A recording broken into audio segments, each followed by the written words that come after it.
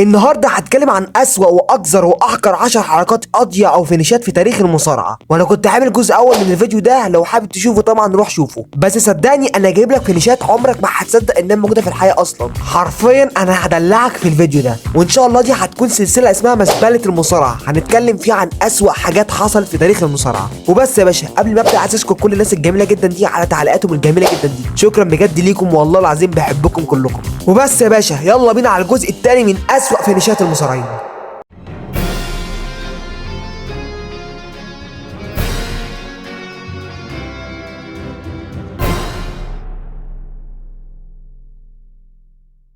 ملحوظه بس قبل ما ابدا الفيديو، اعذروني يا جدعان لو قريتوا صور وفيديوهات كتير في الفيديو ده، لان انا حرفيا جايب لك فينيشات وحركات من اعماق اعماق اعماق المصارعه. وبس يا باشا يلا بينا على المركز العاشر.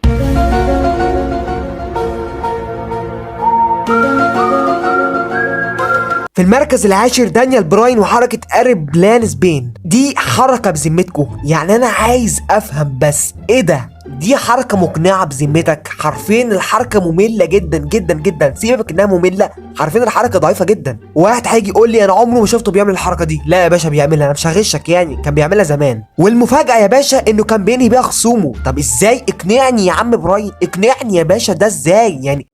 هو في ايه؟ انتوا جايبين هنا عشان تهزقوني ولا ايه؟ حرفيا حركه ضعيفه جدا. واحد هيجي يقول لي يا باشا ما بتدوخ برضو. يا عم ماشي، على عيني وعلى راسي بتدوخ، بس دي مش حركه يا باشا تتعمل يعني كمصارعه ترفيهيه اطلاقا. انت واحد، انا والله العظيم ما بشوفها زهقت مليت يا جدع. الحركه يا جماعه بتكون ان المصارع بيشيل خصمه وبيقعد يلف بيه وبعد كده يسيبه على الارض، وبعد كده يعد عليه ويكسب. يا جدعان يا جدعان عيب، يا جدعان يا جدعان عيب والله العظيم. هو انا عشان طيب بتشتغلوني يعني؟ بجد ايه ده يا جدعان ده؟ فهي حركه ضعيفه جدا جدا، وتاخد بالنسبه لي 4 من 10، وطبعا بتستهدف الدماغ، وتصنيفها بالنسبه لي انها حركه ممله جدا جدا لانها اساسا ملهاش لازمه. ويلا بينا يا باشا على رقم 9.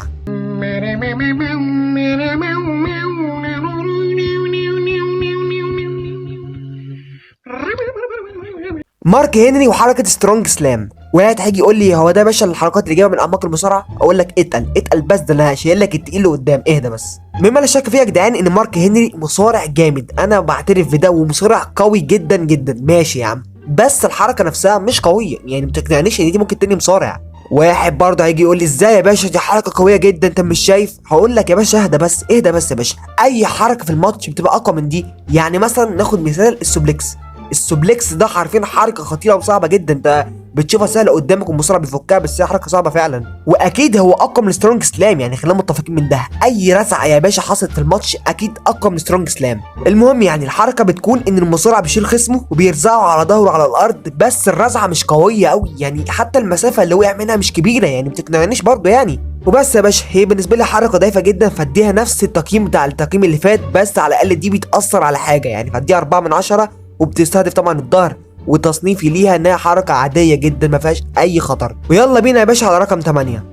لا لا لا لا لا لا لا لا لا اله الا الله، لا اله الا الله. في المركز الثامن باستون بوجر وحركه تريب زبات كيف. صدقني الحركه دي انا احترت في امرها، يعني انا مش عارف اقول ايه، هي بان لك انها قويه فعلا، يعني بص النازله نازله يعني فاهم، وبتقل برضو، بس نازله عبثيه يعني. اقنعني يا جدعان، بصوا انا عايز حد يقنعني، مش انتوا اكيد، انتوا اكيد برضو حالتكم من حالتي انا، بس انا عايز اعرف بس هم اقتنعوا ازاي بالحركه دي. انا بجد من ساعه ما شفت الحركه دي وانا دماغي جابت ايرور، مش مصدق ان الحركات دي فعلا موجوده في الدنيا، يعني انا بجد انا مصدوم، انا دلوقتي في حاله صدمه. وكل ده انت لسه ما دخلتش على اللي قدام، يعني انا بقول لك كام، انت لسه ما دخلتش على اللي قدام، اللي قدام صدمه اكتر من كده. يا لهوي يا لهوي، ايه ده؟ يا لهوي اتلموا علينا. فهي بصراحه حركه يعني غريبه في امرها، بتكون يعني ان المصارع بينط وبينزل باللا مؤاخذه على وش الخصم بتاعه. واحد هيجي يقول لي طب ما يا باشا ما حركه صعبه انت مش شايف ولا ايه؟ هقول لك تمام يا عم تمام. هو المصارع بيفك التثبيته بايه؟ بدماغه ولا بيفكها بايده وبرجله؟ دلوقتي هو نط عليه باللامؤاخذه، حلو على دماغه ما عنديش مشكله، طب هو ليه مش قادر يفك التثبيته؟ قول لي بقى، هات لي سبب واحد. فانا مش عايز اتكلم كتير لان صاحب الحركه دي هو ميت دلوقتي، فانا ما بحبش اتكلم على حد ميت بطريقه وحشه، انا بتكلم بس على اللي عمل الحركه دي وقال ان دي تبقى حركه المصارع ده. فبالنسبه لي حركه حقيره جدا جدا، وتاخد بالنسبه لي 3.5 من 10، وطبعا بتستهدف الوجه، وتصنيفي ليها انها حركه عبثيه جدا. ويلا بينا يا باشا على رقم 7.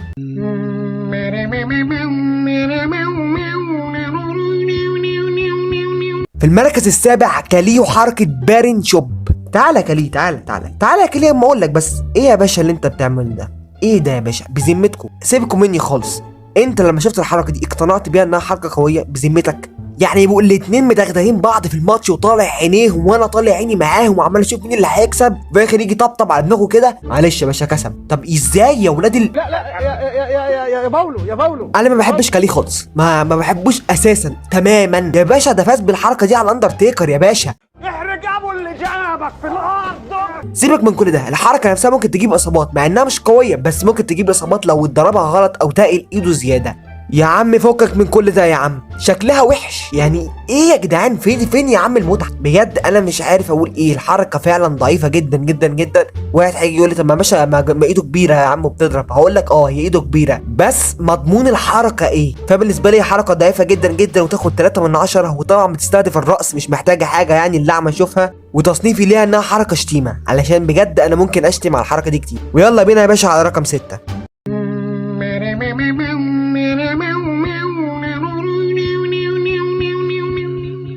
في المركز السادس يا باشا ارتروس وحركه لاي ديكتور. دي حركه جامده، انا معاك انها حركه جامده، شكلها جامد قوي الصراحه بجد بقى. دي عكس حركه كاليه تماما يعني. حركه حلوه بالك بجد انها شكلها جامد، وكمان ارتروس بيعرف يعملها كويس جدا. ارتروس جامد جدا جدا يا جدعان. حتى يا جدعان هو دلوقتي عنده حاجه 50 سنه بيعمل الحركه دي وكانه عنده حاجه 20 سنه، يعني بجد جامد. بس في مشكله صغيره قوي، انها ضعيفه يعني. برضو حركه ضعيفه جدا جدا جدا. واحد هيجي يقول لي انا عمري ما شفته بيكسب بالحركه دي، هقول لك اهدى بس. طب لو جبت لك هو بيكسب بالحركه دي، شغل له يا ابني الفيديو.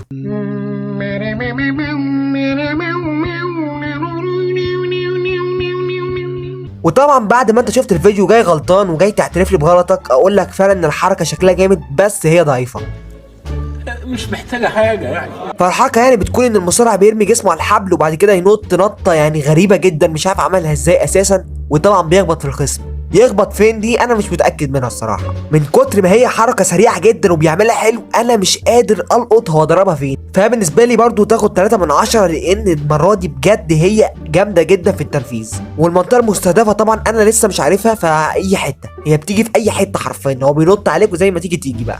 وتصنيفي ليها انها حركه حلوه على الفاضي. وبس يا باشا يلا بينا على رقم 5.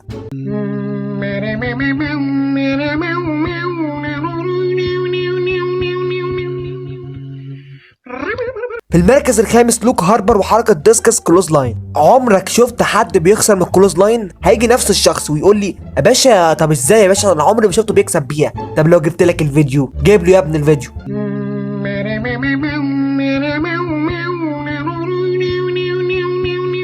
اسكت ما اسمعش حسك، خلاص الاعتذار بقى ملوش قيمه. خلاص يا باشا انت كسرت الثقه اللي بيني وبينك، خلاص يا باشا. لا يا اخويا اولع. والله العظيم انا مش عارف الحركات دي بتخطر على بالهم ازاي، بجد انا مش عارف. انا متاكد ان اللي بيالف الحركات دي يا اما واخد جوب ب 200 لوحده يا اما واخد حته ب 300 لوحده، انا متاكد من كده. اصل يا باشا ما تقنعنيش ان مباراه كامله بيكون فيها دغدغه وسبلكسات من هنا وبمبات من هنا وطبعا نط من هنا ونط من فوق الحبال وتقول لي ان الكلوز لاين دي اللي تكسب بالاخر. يا جدعان انتوا بتشتغلونا؟ اصل لو بتشتغلونا قولوا لنا يعني. اصل دي حركات ما ترضيش ربنا، يعني دي حركات ما ترضيش ربنا حرفيا. حركه ضعيفه جدا ووحشه جدا ومش مقنعه وممله. ده حتى يا جدعان مش بوكس مباشر على الوش عشان يأثر، لا يا باشا ده بياخد لفه وبيديله في وشه. طب ساعتك بتكلمني؟ وطبعا المصارع ملوش دعوه بالكلام ده كله، انا بتكلم على الحركه نفسها، لان ممكن الحركه يعملها كذا مصارع عادي جدا، بس انا يعني بقول لك اشهر مصارع عمل الحركه دي من الاخر يعني. فالحركه بتكون ان المصارع بيلف لفه وبيديله بوكس في دماغه وبس يا باشا، عد ويكسب. اللي بيحصل ده كتير وانا هيجيلي الضغط وانا صغير والله العظيم. اطعم لي 650 مسكين حسن ووزع بطاطين. فالحركه بالنسبه لي تاخد 2.5، وطبعا انا كده كارمها جدا جدا جدا. وطبعا بتستهدف الراس مش محتاجه كلام يعني. وتصنيفي ليها انها حركه ضعيفه جدا. ويلا بينا يا باشا على رقم 4.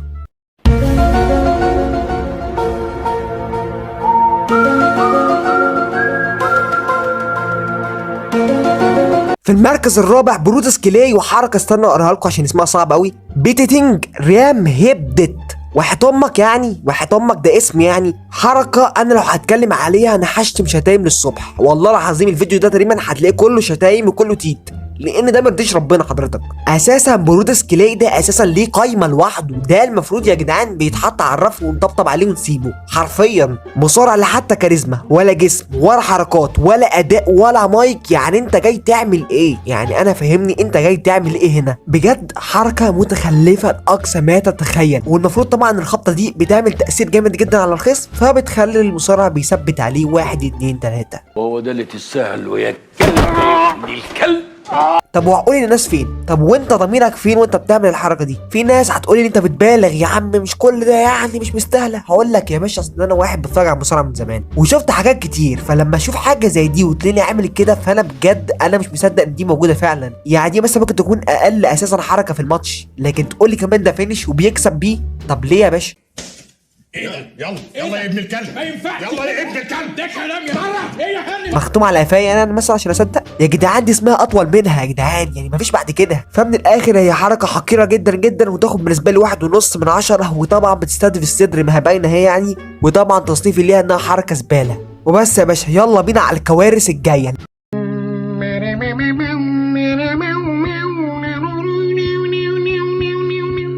في المركز الثالث تيتو سانتانا وحركة فلاينج فور ارم. هنا سأشخر قليلا وحياة امك، بالله عليك وحياة امك، دي حركة بذمتك؟ بذمتك دي حركة الواحد يصدق ولا يصدق اصلا انها حركة ضعيفة في الماتش؟ انا ما اعتبرهاش اساسا. حرفيا الشركة يا جدعان كانت بتستغل ان الناس ساعتها عبيطة ومش فاهمة وبتصدق اي حاجة، فكانوا بيعملوا اي كلام. اهو خد حركة اهي، يلا يا باشا استمتع بيها. ولا ايه جرايه صيع، جرايه صيع واحنا صبعنا ببقنا صيع. وهنا انا بنتقد الحركه بس لان تيتو سانتانا معروف اساسا انه مصارع عظيم جدا جدا وليه انجازات كتيره جدا جدا، فانا مش عارف هم كانوا ساحرين له ولا قالوا له ايه عشان يقنعوه بالحركه زي دي. انا مش فاهم والله، يعني بذمتكم واحد بالجسم ده والجمدان ده يعمل حركه متخلفه زي دي؟ حركه اقل شيء يقال عنها انها ضعيفه وحقيره، يعني بجد انا مش مصدق ان دي حركه، والله العظيم انا مش مصدق فعلا. الحركه دي يا جدعان اللي عملتها لاخويا الصغير مش هيحصل له حاجه صدقني.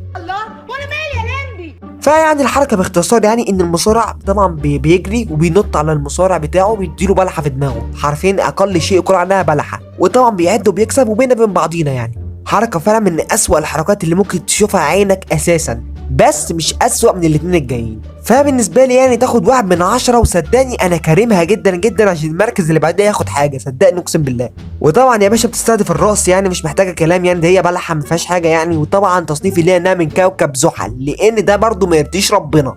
ويلا بينا يا باشا على رقم 2.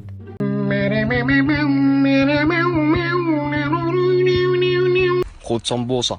في المركز الثاني سكوتي توهوتي وحركه زورم. الراجل ده برنس يا جدعان، برنس اقل شيء تقال عليه بجد. الراجل ده حاسس ان الدنيا كلها بتاعته، بيعمل الحركه بمزاج.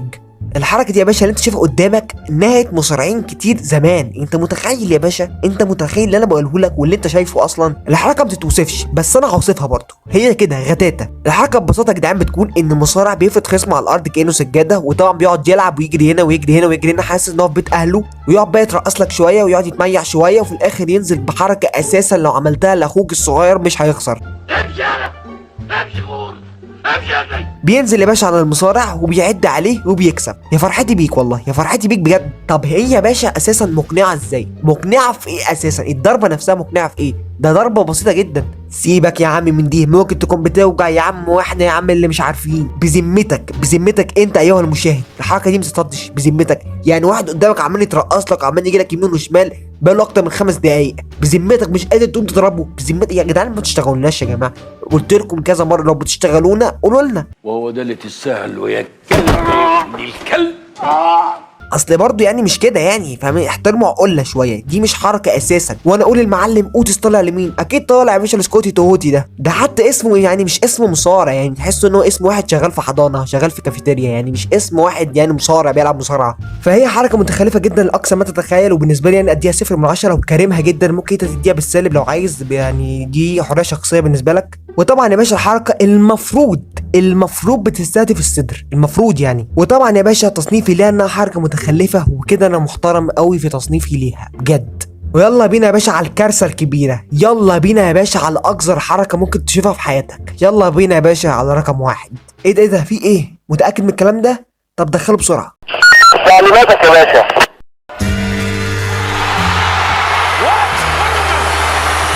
معلش يا صاحبي هقطعك تاني علشان الفينش الجاي ده كارثه بمعنى الكلمه. رقم 1 فانتاسيو، حركة اندروير سوايب، منطقة مستهدفة بلاش اقولك. بصوا يا جدعان، انا زيكم استغربت ان في فينيشات زي دي موجودة، مش عارف اصلا المصارعين اقنعوا بعض ازاي، او ازاي اصلا ادارة الشركة اقنعتهم بالفينيشات دي. يا جدعان عيب والله، ده فينيش بالله عليكم، ده فينيش. هو الحركة عبارة عن اللي هو ايه، يجيبه من الظهر ويجيب الغار الداخلي من ماشي، بيمسك الغار الداخلي بس، وكان مصارع يقع ويثبت. طب ايه الجامد في الفينيش ده يا جدعان؟ عيب والله يا جماعه، حرام اقسم بالله يا جماعه، هكسر المايك اللي بتكلم منه والله العظيم. وهو ده اللي تستاهل ويا كلب يا ابن الكلب. طبعا انا مش عارف ازاي المصارعين دولت يعني بيركزوا على الفينيشات العبيطه اللي ملهاش لازمه دي، اقتنعوا ازاي بيها؟ انا ما اعرفش يعني، انا مش فاهم. يعني مثلا سابوا فينيشات جامده زي اركيو، او مثلا ادجستمنت، يعني اندر وير سويب دي جامده. لا برافو عليكم والله، برافو. اللي ياكل الحرام الحرام ياكله. التقييمات سالب 12 من 10 عشان ده فينيش، ده مش فينيش اصلا. طبعا التصنيف حركه مقرفه حرفيا. ولهنا وصلنا لنهايه الفيديو. ما تنسوش تعملوا لايك وشير وسبسكرايب للقناه، وفعلوا زر الجرس عشان يوصلكوا كل جديد. ريست ان بيس. وفي الاخر احب اشكر اخويا وصاحبي احمد خالد ظروف فيديو النهارده، وانه اتكلم عن الحركه دي بالذات، لان انا لو كنت اتكلمت عنها كان الفيديو هيروح في حته تانية، وتقريبا كان هيتحذر، لان انا كنت هقول كلام ما ينفعش يتقال يا جدعان. وبس يا باشا، لو عجبك الفيديو اشترك في القناه ودوس اللايك وفعل زر الجرس عشان كل جديد يجيلك، وسلام.